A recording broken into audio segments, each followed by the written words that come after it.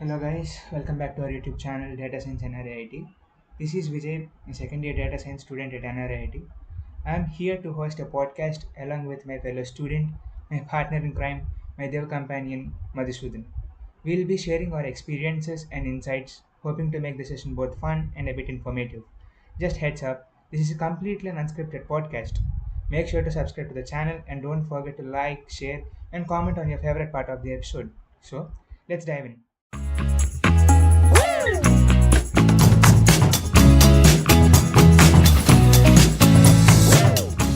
Hey Madhusudhan. Hi Vijay. Yeah, I'm here.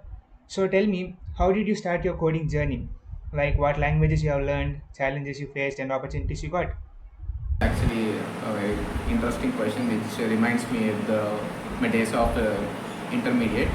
When I was actually studying intermediate second year, it was the first time I got exposed to coding, the how it works. The first thing I learned was Python, which is in AI. At the time, we are stuck in lockdown with the COVID time, and the first time I wrote code in Python, the print statement, which I remember till now. The day was very good. Actually, when I started learning Python, the first step was to actually write the basics of the programming, and then we step into the AI mode. Then it's like AI, the voice generation. Now we do have Alexa, we do have the Google Alexa and Amazon speaking AI bots, and at the time we were just building a basic model using the different libraries of Python, and that is where I first got exposed to programming and coding, and the very first time. And then the enthusiasm kept me keep on going with the web development because at the time the mindset of me learning coding was like there is no result, right? If we are coding something, we expect result that the result should be the desired result should be printed on the screen. And this place where HTML, CSS, and JavaScript it takes it what you design, what you code in the editor, you actually see it on the website and you feel satisfied. And that made me pull out to this web development side. And now, actually, that is where the start of my web development career is. Your stories. Fine. What did you learn in your coding journey? Actually, it was like coding is not just writing the lines of the syntax or just not doing something which already someone has done. It is like building your own product, building your own project, which is useful to certain amount of people, which is useful to yourself at least, so that we can make your work easy related to computer. If you could not create anything useful with coding, then what is the use of learning it? Right? We do today we solve problems. I mean, whenever we try to get job into a company, we try to solve the problems of DSA, or they might ask what are the real world projects that you have built, so that they get an idea. Okay, this guy actually has some logical sense, so that he can solve a problem. And that time I was learning that okay, this is not gonna work. Let's leave programming here, so that I took a step back for 2 to 3 months and again started with the mindset. Okay, now we should do anything. Now I started building original projects with that. The first till the date, remember the first very repository I added of the website is till now, and I feel at least a sense of achievement of that. Wow, I made a website where at the time with Chat GPT and other AI tools didn't even exist in the time. That is what actually I learned that you should be consistent. You should be doing it. You should not leave it in the middle. Now, you should in the coding field, you should have a mindset of never give up. That is what the first thing I have learned. And the second thing I've learned was to have a lot of patience during coding. Because if you are not patient while you are coding or programming, you might end up giving it. That is for sure. You might lose because you get errors, you get bugs to solve, and some of the bugs and errors will take days to solve. So you need a lot of patience to solve these bugs, so that you can then you can then understand what a problem solver thinks like, how they think, how they solve the real world problems, and how programming exactly works. I think these two things are the core basics of programming. I mean, you should have a mindset to learn everything. That is what I have learned. Well said. Now tell me, how did you get into the NRIT? Like, what did you choose it in the first place beyond other alternatives? Like, there are so many alternatives in your colleges, right? Like, for example, LBRC or many other universities. But why did you choose NRIT as your first option? I think there is no specific reason that I chose NRIT because it, I didn't even know that NRIT exists as a college. But the thing was, when I was writing MSET, my focus was to get a good rank and get into a good college because till there, I don't even realize that engineering is a course, it decides your future, and you do have a career building options there. But as soon as uh, I realized that, okay, MSET is the thing that helps you to get into a college or helps you to understand what engineering concepts and you will be getting into a college. It's might like JE mains, you get into a university, you write MSET in the state government side, you get a government seat. So my focus at that time was that I don't like my father paying the entire fees for the college. It might be 10 lakhs, it might be 2 lakhs per year. I don't like it. My father paying the bill. So that was a step because nothing, every college is same. Every college makes you study the same syllabus. That is different. The thing was, our money should not be out. I should get a rank. I should get a scholarship from the government side. And that is how I got into NRIT. For that, I feel lucky that, okay, this college is not like others. This college has something unique in it. I mean, the faculty, the way they treat you, uh, how they teach you, how they support you, right? We achieved a lot. Now, what is the reason you say, why, how did you achieve it? If someone asked me, I can say my faculty supported me. Our HOD sir supported me. That's what we should mention really when we came to this college. So that is what I think coming into NRIT came, like this journey of coming into NRIT. Yeah, it's nice to hear that you have chosen NRIT and there is something unique about it in this college. Now tell me, what are your achievements and failures experience gained in these 2 years in spending in NRIT? Uh, Achievements, I think we started to achieve the things I feel as achievement started beyond the college when I was not even in intermediate. Because as I said, I learned programming in COVID because at the time I was 10th class.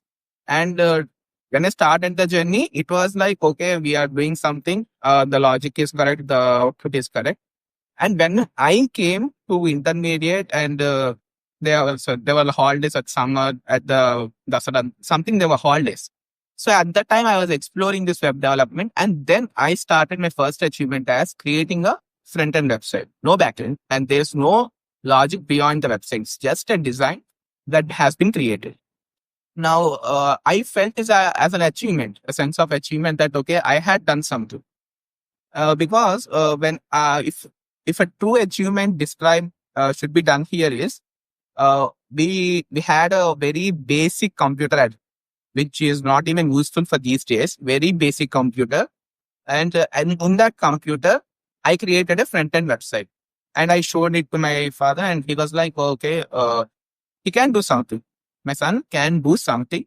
When we be providing a good laptop or good computer, he can achieve anything, or he can enhance his coding skills. That is what my father has recognized. And I really feel it as an achievement that my father has recognized it.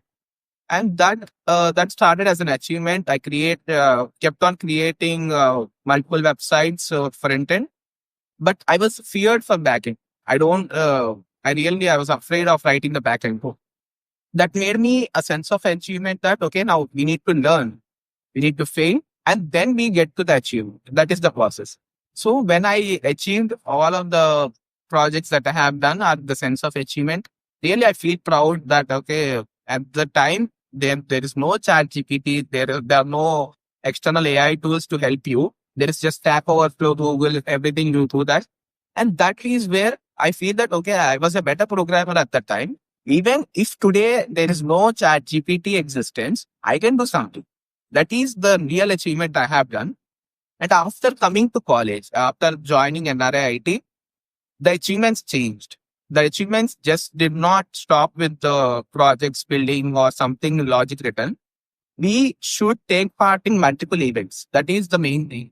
I understood it. We attended hackathons, we attended tech fest, something which is related to your upskilling. And after attending that, I understood that, okay, achievements are not only the one way, it can have multiple forms. And where the real achievement they want to share after coming to NRIT is just about the Google Arcade that we have done. I hope you remember that. The Google Arcade achievements are really worth. They are really worth of achieving, because unlike all achievements, Google is just a brand and you work for Google. So you work for Google and you got something more than a salary. So you get a salary. It's not a big thing because Google employee also get a salary. But you, as a student of Tier 2 college in India, you are getting a Google swags recognized by multiple people around you. So you feel it as an achievement. And that is what the biggest achievement I felt during the college days, because at the time we were one side balancing our academics and other side we were late nights sitting in front of the computer in the room and we are doing coding, we are doing something, the stuff related to the arcade. I feel that is a good achievement. Yes, and now stopping all the personal questions, and I need to ask you some more questions regarding by taking in the perspective of all the students right now here. So, okay, why so many people who are enthusiastic to learn coding but fail in coding? Like they are showing interest to do code and they are showing interest to build projects, but they don't know how to start or they don't know how to even learn these coding subjects easily and they cannot understand even better. So, what should they do to improve their coding skills and remove the fear from them? Yeah, that's really a nice and important question so that everyone should get answer watching this video. Because as I mentioned previously, coding is a subject in which consistency wins. There is nothing like a one night stand, because what we got habituated in the academics is, if tomorrow is the exam, we'll study today or a week before and we'll score good. That is the habituation of academics, which is not applicable in the field of coding. So in the field of coding, the first thing that makes you win is consistency. Because as I said, once you get an error, once you get a bug, okay, sometimes it might be getting solved in 5 minutes, but sometimes it takes 5 days. The matter is how long you are stick on to it. How long can you make yourself comfortable with coding so that any kind of problem could be solved by you easily. That is the main thing you need to remember. At the beginning days, I said that I also quit. I also quitted the coding because I felt that, okay, it is not for me. But soon after I realized that, okay, this problem, it was very easy to solve and I was a fool. I couldn't solve the problem. I realized that now coding mindset just says that you need to have patience and you need to have a mindset that every problem has solution. Why most of the students are afraid of programming is just because they get errors. There is no perfect code of existence at one page, right? You cannot write the perfect code once you start learning just the syntax and basics. You need to learn more and more concepts. You should keep on learning. Coding is a subject which doesn't have any end. You keep on learning, keep on learning. Let's say, for example, you are working as a software engineer at some certain company which you dream. What happens is, if you want to secure your job, you should keep on learning and upgrading yourself with the newer technologies that arise in the market. Otherwise, you might be replaced. If I am competition to you and I have skills which you don't, and I'm going to replace you very soon. That is the main thing. Everyone should realize that everyone should have a learning mindset. They should be consistent and disciplined. You should have these three things so that first thing which happens when you have these three things is your fear of programming gets reduced and you will be perfect in problem solving. It's not about solving the DSA questions on random websites. It's not like that. It's about how you define a problem. What are the ways to solve it? Because what I love in programming is it has alternate multiple ways. There are no end to any options. How many options we can explore? Sometimes there is a solution which only you can solve, which only you can create. No others can even think of it. That is the magic of programming. So that is why I strongly recommend people who are watching this video, please learn programming of your favorite language or any other language. You be consistent, you be disciplined. Very soon, you will achieve results. But you need a lot of patience to solve it. That is what I need to say for this. As Madhusudhan said, choose any programming language, whatever is meant for you. Let's say the Python, JavaScript, or HTML, CSS, anything. You can choose the Python. You can choose any language what you like and start learning from today. And now, Madhusudhan, there is another question for you. Like there are so many analysts and data analysts saying that the future language, the future programming language, is going to be English. That's no Python, that's no HTML or JavaScript or anything. The future programming language is going to be English. Now, is it worth to learn coding in and after 2025? It's an important question now you have asked me because whenever we say, as you mentioned, English is the programming language of future, it is not, it is saying of data analyst. Yes, it is the language of, it might be a language of the future, but do you need to learn programming in 2025? And the answer is yes. Why? Because you just need to understand the thing that you have AI tools, right? You have ChatGPT, Gemini, Blackbox, and n number of AI tools are ready for you so that they can write the code. They can generate the code, they can write the logic. But what happens is there is a difference between the code the developer writes and there is a difference the code AI tools write. It contains n number of bugs. Now let me take an example and explain you so that you can understand it easily.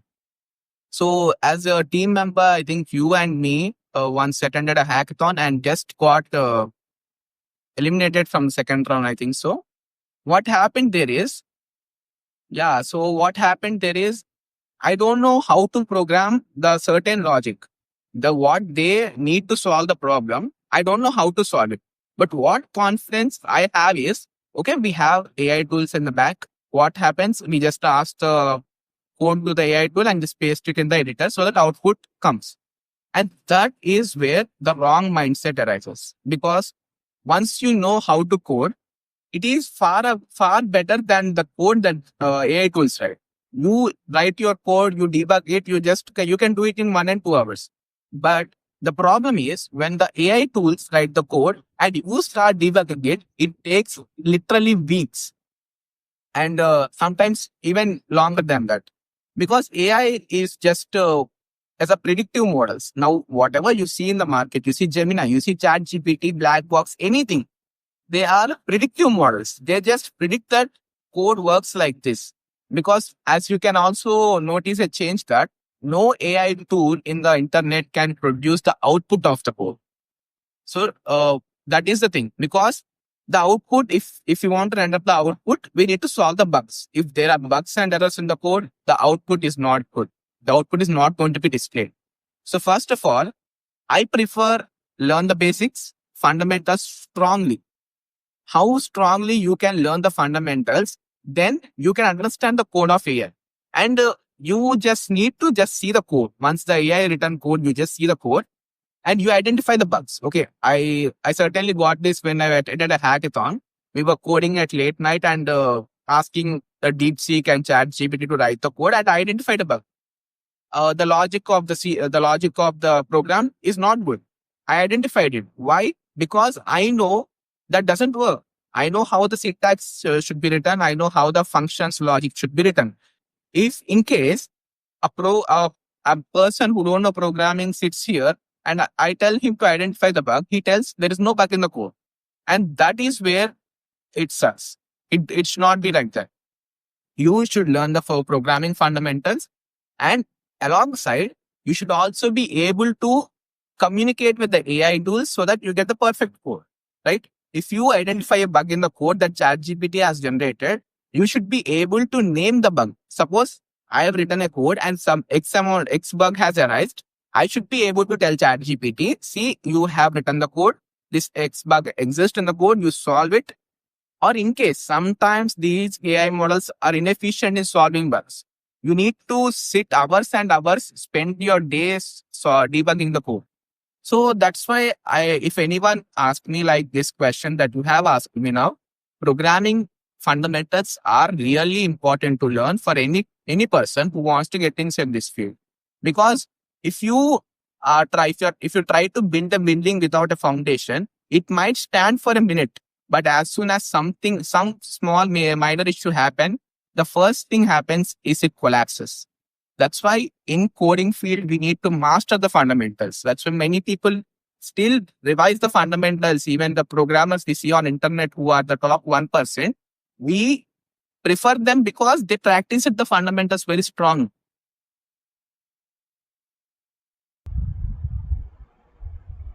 Okay, fine.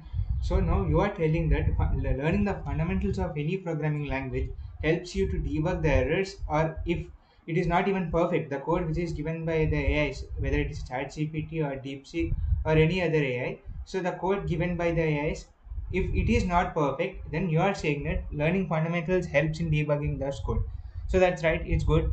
Now, can you explain what is meant by vibe coding and how can we use these AI tools to generate perfect code without any errors or without any bugs inside it? Let's talk about the vibe coding, because vibe coding is also a good thing that happened due to AI, because it's also related to AI. Vibe coding is just you give, like you have mentioned before, English is the language of the future. Now we made it into reality, right? You see it in the reality. You use cursor applications like Cursor, Windsurf, Claude, these kind of things, so that you prompt something like, I want to create a app, a food related website or grocery website, e-commerce website, anything.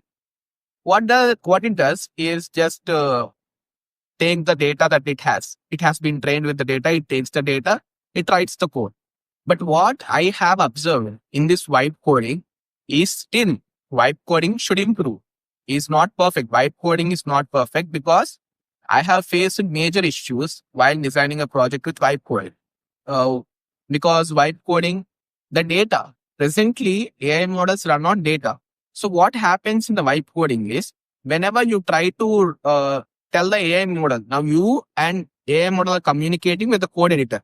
I want to build a certain X app, suppose e-commerce application. I want to build an application. Now what it does is it takes the outdated data, right? Outdated data which is used by developers 10 years back. So let's suppose 1 year back. It uses the data of 1 year back. But what is the situation of today? Today, the technology is changed. The way we use the frameworks to develop apps and websites is changed. The methods are changed, but these AI models are not exposed to these changes. They are not updated. That is where the issues arise. And these issues also gets worse when it writes bugs. I personally used Cursor, Windsurf, and multiple vibe coding tools and faced that, okay, code is good. You ask it to design a front end which does not have any logic, it can do it efficiently. But when it comes to design the logic of the backend or the functionality of the website or application, it is not efficient. It proves inefficiency there. That is the problem with this vibe coding, right? And I believe that, okay, AI keeps on improving in the future as data analysts report daily. The vibe coding can move up, that can grow upward and make sure that the errors and bugs are less. But till date, now today, 1 year until the next year, we need to learn to code. We need to understand what is the mistake in the code, and we need to actually, if suppose there is no way that AI can fix your bug, you should be able to fix your bug, and that makes you successful. Yeah, as you have mentioned that using vibe coding tools, so they use the data which is outdated, which means the data used by the developer at that time. So now coming to the part, so when I am using the vibe coding tools and I want to share my experiences as so far. So I have used the Cursor, a vibe coding tool, to make a website on health related, which I've already explained. And now my coding to you, my question to you, Madhusudhan, is what are your experience about vibe coding you already shared, but now I have a very interesting question. Like nowadays in YouTube shorts or Instagram reels or everywhere, we see AI generated content. Like people easily monetize AI videos and they easily earn money. Is this really a good move for AI app builders, and how the market demand is for these AI app builders? AI app builders, yeah, well, Some people are developers who are afraid that AI will replace them. Yes, AI has a capability that it will replace you. And what I say to them is what I personally learn and believe is if you are afraid that AI is your competition, then you have an advantage over AI, that you can keep yourself upgrading constantly because you think a logic that AI is updated till yesterday or day before yesterday. But you as a human are updated till the last hour that you have learned a coding course or you have done a real world project. Now, let's understand this. If you want, like you have mentioned, you have a Heat Smart application which is useful for patients and doctors. Now, that is the context of your website or application. Now, what happens? Now, you actually, what you have done is, let me guess that you have tried vibe coding. And if you have knowledge of coding, you might return your own logic in the code and you collected a bunch of original data that should be represented in your website by yourself. So these three things are not done by the AI tool. What did the AI tool do is it just wrote the code that you have prompted that write the code so that this logic works, right? So what happens there is once these AI tools come into the market, they should be represent. I mean, they should be actually replacing humans instead of developers replacing them. If I am a developer, I'm creating a lovable and creating a replit. What is the sense of creating that? I am replacing myself. That is the point. Now, what I can do is I just update the replit or lovable to yesterday, and I will get updated till today. Now, you say logically, who has an unfair advantage here? Obviously, we have the unfair advantage. Now, this is where developers need to integrate with AI so that they can solve issues, they can create real world applications. Because you use the vibe coding tools, you use the app builders. I have used them personally and just realized that, okay, somewhat it's good to, okay, go with these tools, but they're not completely perfect. If they are completely perfect, Google, Meta, some MNCs have already laid off first developers itself. That is what the main thing. It is good to have them there. Yes, they have demand in the future, but it's always beyond the limits of a developer. Because developer as a human have more limits to learn and he can think beyond AI. AI just can think up to the provided data, but humans don't run on data. They run on creativity, thinking and imagination. So I feel that humans cannot be replaced easily who actually work on, keep on working with their own field in creativity. I think that's a good thing. And demand monetization is obviously a thing which first is done by humans and next is going to be done by AI. That is what I think.